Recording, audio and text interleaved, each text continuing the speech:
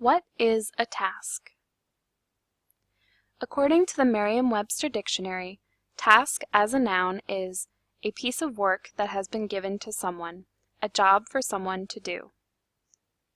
Some examples of tasks include taking a photo, inquiring about a train schedule, buying groceries, inviting someone to a party, renting a car, sending an email, repairing a tire, giving directions to someone on the street, and the million other things that we do every day.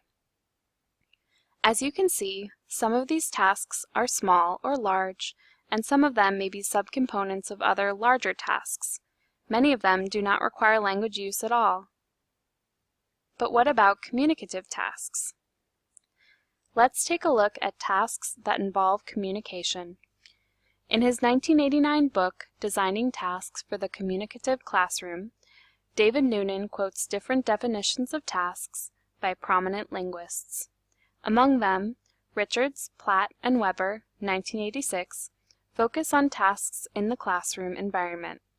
A task is an activity or action which is carried out as a result of processing or understanding language, i.e., as a response.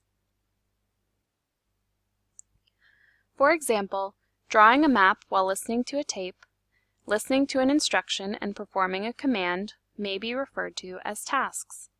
Tasks may or may not involve the production of language. A task usually requires the teacher to specify what will be regarded as successful completion of the task. The use of a variety of different kinds of tasks in language teaching is said to make language teaching more communicative. In his own definition, Noonan emphasizes the meaning-focused nature of tasks. According to him, a communicative task is a piece of classroom work which involves learners in comprehending, manipulating, producing, or interacting in the target language while their attention is principally focused on meaning rather than form. What are some other characteristics of tasks? As we saw in Noonan's definition, the main characteristic of a communicative task is its focus on meaning. Language learners, when completing a task, are engaged in information exchange and express themselves through any linguistic elements that are available to them. In the process, they primarily focus on the meaning, while they may make errors with linguistic forms.